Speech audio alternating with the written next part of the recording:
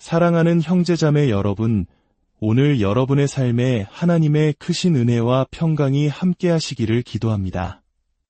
잠시 세상의 소음에서 벗어나 영혼을 울리는 깊은 이야기 속으로 함께 떠나는 시간을 갖고자 합니다. 만일 오늘 나누는 이야기가 여러분의 마음에 작은 위로와 깨달음의 빛을 비춘다면 이 영상을 공유하고 채널을 구독해 주십시오. 하나님의 말씀을 나누는 것은 어둠 속에 작은 촛불을 켜는 것과 같으며 그 빛이 더 많은 이들에게 퍼져나갈 수 있도록 돕는 귀한 사역이 될 것입니다. 여러분의 선한 행동을 통해 하나님의 은총이 더욱 널리 퍼져나가길 소망합니다. 성경은 단순히 오래된 기록의 모음이 아닙니다. 그것은 장대한 하나의 이야기이며 그 속에는 처음부터 끝까지 일관되게 흐르는 거대한 주제와 이미지들이 가득합니다. 마치 아름다운 교향곡처럼 각각의 선율은 독립적인 듯 보이지만 결국 하나의 웅장한 하모니를 이루어냅니다. 오늘 우리는 그 수많은 주제들 중에서도 성경 전체를 꿰뚫는 가장 핵심적인 열쇠, 바로 언약이라는 개념에 대해 깊이 탐구해보고자 합니다. 고대 세계에서 강대한 나라의 왕이 다른 나라를 정복했을 때 둘 사이에는 구속력 있는 약속, 즉 조약이 맺어지곤 했습니다. 내가 너희에게 이러한 보호를 제공할 것이니 너희는 나에게 이러한 의무를 다해야 한다는 식의 관계였죠. 또는 정치적인 동맹을 맺기도 했습니다. 이처럼 국가 간의 약속은 흔한 일이었습니다. 하지만 성경에서 말하는 언약은 단순히 정치적, 법적 계약과는 차원이 다릅니다. 구약 성경을 펼치면 우리는 하나님께서 특정 인물들, 그리고 당신의 백성과 반복적으로 언약을 맺으시는 장면을 마주하게 됩니다. 이 언약은 하나님 자신과 그 백성을 모두 묶는 신성한 약속입니다. 하나님께서는 스스로 맺으신 언약에 대해 영원히 신실하실 것을 맹세하시며 언약의 상대방인 백성 또한 그 언약에 묵이게 됩니다. 이 언약이라는 주제는 성경 이야기 전체를 관통하는 거대한 흐름이 됩니다. 국가뿐만 아니라 개인들 사이에서도 언약은 존재합니다. 그중 가장 대표적인 형태가 바로 결혼입니다. 잠시 후에 살펴보겠지만 구약 성경은 하나님과 이스라엘의 관계를 바로 이 결혼 언약의 이미지로 묘사합니다. 남편이 아내에게 신실하듯 하나님께서 당신의 백성에게 신실하시다는 것이죠. 그리고 이 이미지는 신약 시대로 이어져 요한계시록 마지막에 이르러서는 메시아이신 예수 그리스도와 그의 신부인 교회의 혼인잔치로 그 절정을 이룹니다. 그렇다면 이 언약이라는 개념은 성경 어디에서 처음 등장할까요? 어떤 학자들은 하나님께서 아담과 하와와 맺은 관계를 최초의 언약으로 보기도 합니다. 물론 하나님께서는 아담과 하와에게 생육하고 번성하며 땅을 다스리라는 명령을 주셨습니다. 하지만 창세기는 이를 명시적으로 언약이라고 부르지는 않습니다. 그래서 우리는 성경이 분명하게 언약이라고 기록한 첫 번째 사례부터 따라가 보는 것이 더 안전할 것입니다. 성경에서 명확히 언급된 첫 번째 언약은 바로 노아와 맺은 언약입니다. 아담과 하와의 타락 이후 세상은 하나님의 뜻을 거역하는 폭력과 죄악으로 가득 찼습니다. 결국 하나님께서는 대홍수로 세상을 심판하십니다. 이는 어쩌면 죄로 가득한 인류가 마땅히 받아야 할 결과였을지도 모릅니다. 만약 하나님께서 오직 정의와 공의로만 다스리셨다면 모든 인류는 그 순간 사라졌을 것입니다. 하지만 하나님은 은혜로우신 분이셨습니다. 창조를 향한 그분의 원래 목적은 좌절될 수 없었습니다. 그래서 하나님께서는 노아와 그의 가족을 부르셔서 인류의 새로운 시작, 새로운 물결을 일으키게 하십니다. 그리고 다시는 홍수로 세상을 멸망시키지 않겠다는 약속의 증표를 보여주십니다. 그것이 바로 창세기 9장에 등장하는 무지개입니다.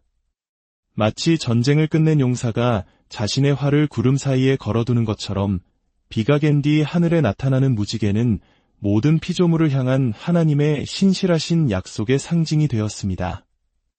내가 나의 모든 창조물에게 신실할 것이며 다시는 그것이 완전히 파괴되도록 내버려두지 않으리라. 이 노아 언약은 이후에 이어질 모든 이야기의 배경이 됩니다. 하나님의 신실하심이 어떻게 구체적으로 펼쳐지는지를 보여주는 서막과도 같습니다. 하나님의 구원 계획은 어떻게 진행될까요? 우리가 친히 만나는 언약은 창세기 15장에서 아브람과 맺으신 언약입니다. 이 언약은 이후 아브람이 많은 민족의 아버지라는 뜻의 아브라함으로 이름이 바뀌면서 창세기 17장과 22장에서 다시 한번 갱신되고 확증됩니다. 창세기 15장의 분위기는 매우 엄숙하고 장엄합니다. 하나님으로부터 땅과 수많은 자손을 약속받았던 아브람은 불안한 마음에 하나님께 묻습니다. 주님, 저에게는 자식이 없는데 이 모든 약속이 어떻게 이루어지겠습니까? 제 상속자는 다른 사람이 될 것입니다. 그러자 하나님께서는 대답하십니다. 아니다. 너에게 한 명의 자녀뿐만 아니라 하늘의 별처럼 셀 수 없이 많은 후손을 줄 것이다. 그리고 성경은 이렇게 기록합니다. 아브람이 여호와를 믿으니 여호와께서 이를 그의 의로 여기시고. 이 구절은 우리에게 조금 낯설게 들릴 수 있습니다. 하지만 이 말씀의 의미는 하나님께서 아브람과 언약을 맺으시고 그 언약에 신실하실 것이며 아브람은 그 언약의 파트너로서 하나님 보시기에 의로운 자, 즉 언약에 신실한 자가 되었다는 뜻입니다. 그리고 이 언약을 맺는 방식은 고대 근동에 기이하고 오래된 의식을 따릅니다. 제물로 바칠 짐승들을 잡아 그 몸을 반으로 쪼개고 약속을 맺는 당사자들이 그 쪼개진 고기 사이를 지나가는 것입니다. 이는 만약 내가 이 약속을 어긴다면 이 짐승들처럼 내 몸이 쪼개져도 좋다는 무서운 맹세였습니다. 그런데 놀랍게도 창세기 15장에서 쪼갠 고기 사이를 지나가시는 분은 아브람이 아니라 햇불과 연기나는 화로의 형상으로 나타나신 하나님 자신이었습니다.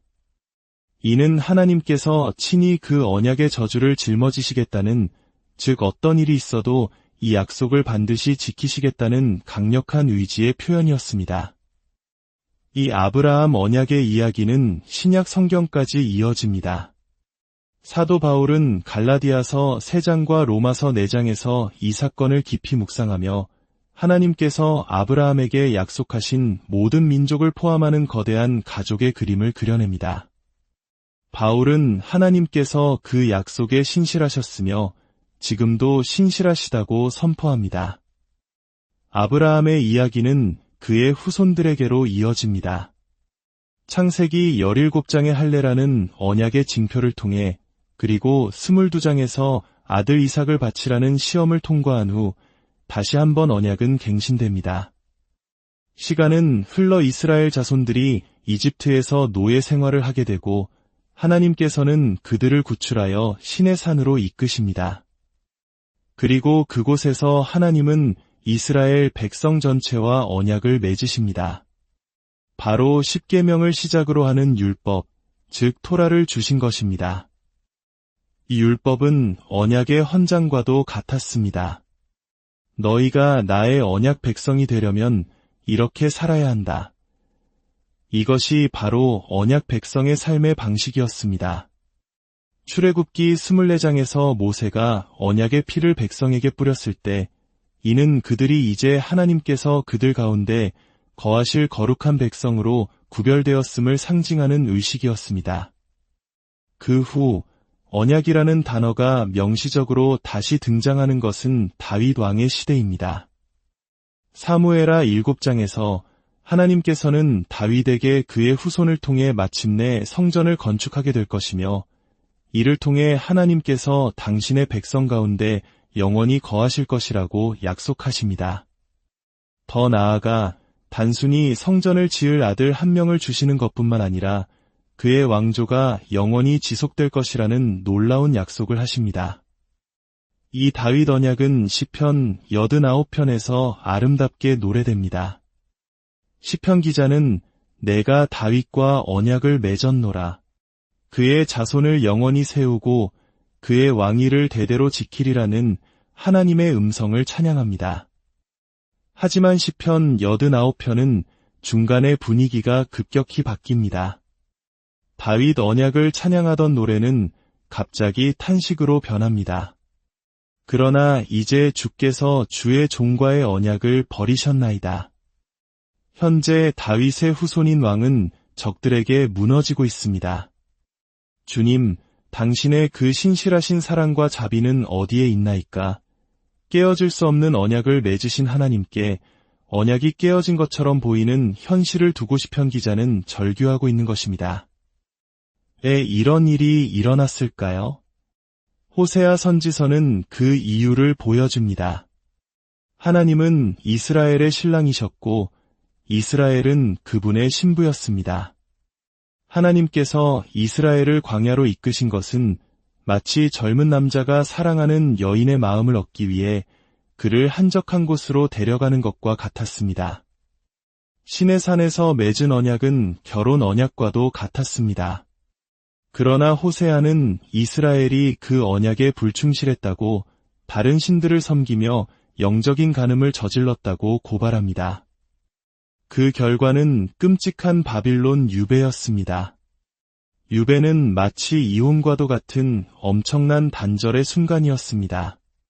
아브라함과 이스라엘과 다윗과 맺었던 하나님의 언약이 모두 깨어진 것처럼 보였습니다. 하지만 절망 속에서도 희망의 빛은 비춰왔습니다. 이사야, 예레미야, 에스겔과 같은 선지자들을 통해 하나님께서는 회복과 함께 새 언약을 약속하십니다. 새 언약이라는 표현은 특히 예레미야 31장에 명확하게 나타납니다. 보라, 날이 이르리니 내가 이스라엘 집과 유다 집의 새 언약을 맺으리라. 이 언약은 내가 그들의 조상들의 손을 잡고 애굽 땅에서 인도하여 내던 날에 맺은 것과 같지 아니할 것은 그들이 내 언약을 깨뜨렸음이라. 그러나 그날 후에 내가 이스라엘 집과 맺을 언약은 이러하니 곧 내가 나의 법을 그들의 속에 두며 그들의 마음에 기록하여 나는 그들의 하나님이 되고 그들은 내 백성이 될 것이라. 내가 그들의 악행을 사하고 다시는 그 죄를 기억하지 아니하리라. 또한 이사야 54장 10절에서 하나님은 내가 너와 화평의 언약을 맺으리라고 말씀하십니다. 이사야 신두장과 신세장에 예언된 고난받는 종의 사역을 통해 하나님께서 언약을 새롭게 하실 것이며 이번에는 깨어지지 않을 평화의 언약이 될 것이라는 약속입니다.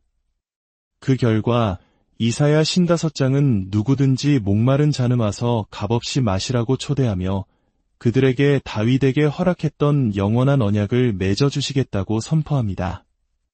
이는 다윗에게 주어졌던 왕의 언약이 이제 모든 백성에게로 확장되는 놀라운 언약의 민주화였습니다. 바로 이 그림이 신약 성경에서 그대로 이어집니다. 예수님께서는 언약이라는 단어를 자주 사용하지 않으셨습니다. 왜냐하면 그분의 모든 삶과 사역 자체가 이미 언약의 성취였기 때문입니다. 그분이 선포하신 산상수훈, 그분이 가르치신 비유들, 그 모든 것은 하나님께서 이스라엘과 맺으신 언약에 어떻게 신실하게 응답하고 계시는가에 대한 대답이었습니다. 하나님의 언약적 신실함이 마침내 드러났을 때 그 모습은 사람들이 기대했던 것과는 달랐습니다. 그것은 젊은 유대인 예언자가 소외된 자들과 함께 하나님 나라의 잔치를 벌이고 병든 자를 고치며 씨앗이 남몰래 자라는 것과 같은 지혜롭지만 도전적인 가르침을 주는 모습으로 나타났습니다. 탕자의 비유처럼 아버지의 마음을 보여주는 이야기들을 통해 이스라엘의 역사와 그 속에서 일하시는 하나님의 섭리를 보여주셨습니다. 그리고 이 모든 이야기의 정점은 예수님께서 배반당하시던 날밤 제자들과 함께 떡을 떼시고 잔을 나누시는 장면에서 이루어집니다. 그분은 떡을 떼시며 말씀하셨고 포도주 잔을 드시고 이렇게 선포하셨습니다. 이 잔은 내 피로 세우는 새 언약이니 곧 너희를 위하여 붓는 것이라. 죄 사함을 얻게 하려고 많은 사람을 위하여 흘리는 나의 피, 곧 언약의 피니라. 이 한마디에 출애굽기의 유월절 어린 양의 피, 예레미야가 예언했던 새 언약, 아브라함에게 약속하셨던 축복의 약속, 그리고 어쩌면 아담의 실패까지도 모두 담겨 있었습니다. 신약 성경은 바로 이 지점에서부터 새 언약의 이야기를 펼쳐나갑니다. 고린도후서 3장의 새 언약의 일꾼에 대한 약속, 예수 그리스도를 통해 완성된 새 언약을 설명하는 히브리서 전체, 그리고 로마서와 갈라디아서에 나타난 바울의 심오한 언약 신학에 이르기까지 모든 것이 예수님의 십자가와 부활을 중심으로 재해석됩니다. 우리는 여기서 두 가지 중요한 사실을 발견합니다. 첫째, 언약은 하나님의 약속에 대한 그분의 영원불변한 신실하심에 관한 이야기입니다. 둘째, 동시에 언약은 하나님께서 역사 속에 개입하셔서 아무도 예상치 못했던 완전히 새로운 일을 행하시는 놀라운 사건에 관한 이야기입니다. 엠마오로 가던 제자들처럼 우리는 예수님의 죽음과 부활, 승천과 성령의 오심이라는 사건들을 통해 비로소 뒤를 돌아보며 깨닫게 됩니다. 아, 이것이 바로 하나님의 언약적 신실함이 이루어진 방식이었구나.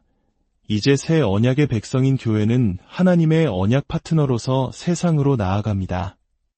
서로 연합과 평화, 형제의 언약 안에 있는 믿음의 가족 공동체로서 세상 속에서 하나님의 신실하심을 보여주는 증거가 되어야 합니다.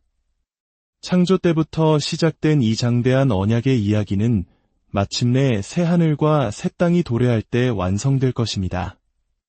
그리고 그 모든 이야기 위에는 이렇게 기록될 것입니다. 하나님은 신실하셨다. 하나님은 지금도 신실하시다. 하나님은 영원토록 신실하실 것이다. 이것이 바로 성경을 관통하는 언약의 이야기입니다. 이 변치 않는 하나님의 신실하심이 오늘을 살아가는 여러분 각자의 삶 속에서 깊은 위로와 소망이 되기를 주님의 이름으로